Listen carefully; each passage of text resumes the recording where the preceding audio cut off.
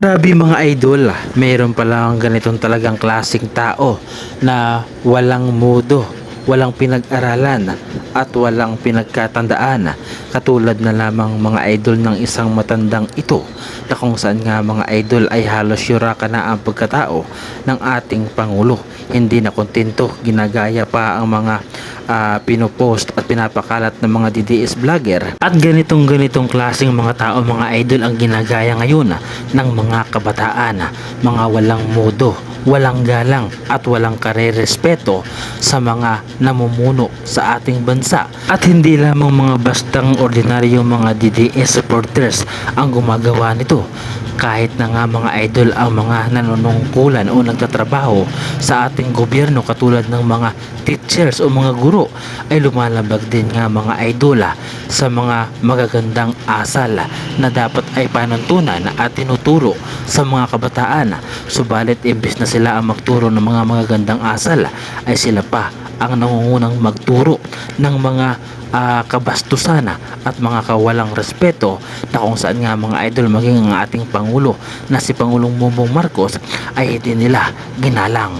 Kaya naman hindi na tayo magtataka mga idol na kung bakit ang mga kabataan ngayon ay maraming natututunan ng mga kabastusan, mga pagpaslang sa kanilang kapwa mga kabataan ay kaya nilang gawin dahil sa mga ganitong klaseng mga guro, na kung saan nga mga idol imbes na sila ang modelo na mangunguna na magturo ng mga magagandang asal ay sila pa ang nangunguna na magturo ng mga kawalang hiyaan.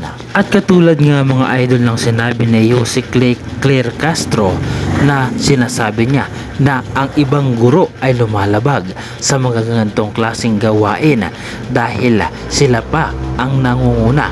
Hindi naman sinabi mga idol ni Jose Claire Castro na lahat ng mga guro ay ganitong klaseng pag-uugali. Subalit mayroon talagang mga guro na ganitong klase ang mga itinuturo sa mga estudyante. Kaya naman marami ang nagalit kay Jose Claire Castro nung sinabi niya na ang ibang mga guro ay lumalabag sa mga ganitong klaseng gawain dahil sila mismo ay natatamaan, sila mismo ay gumagawa siguro marahil ng mga ganitong klaseng pag-uugali. Kaya naman ang matamaan, ika nga bato-bato sa langit, ang matamaan ay huwag magagalit.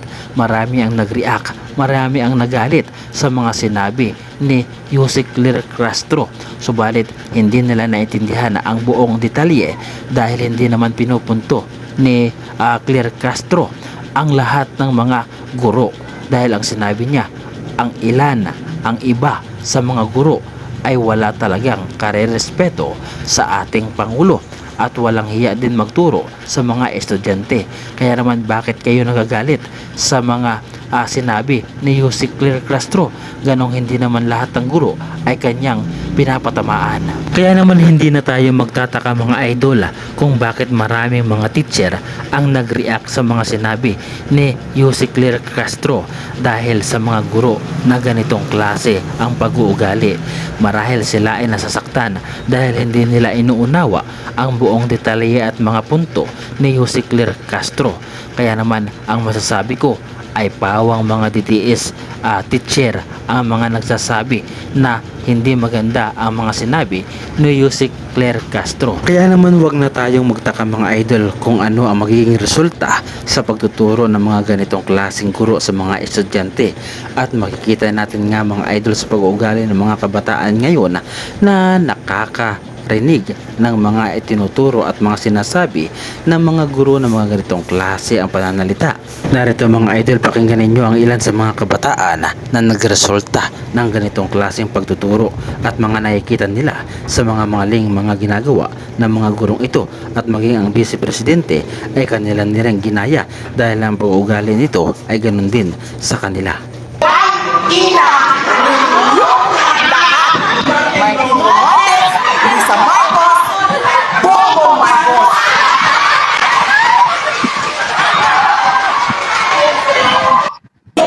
Ano ang masasabi ninyo mga idol sa reaction video na ito? At ano ang masasabi ninyo sa mga guro at mga kabataan na gumagawa ng kabastusan hindi lamang sa ating Pangulo kundi pati na rin sa ibang kababayan natin na sumusuporta sa ating Pangulo na si Bongbong Marcos. Ibahagi nyo naman mga idol ninyo reaksyon at opinyon sa ating comment section.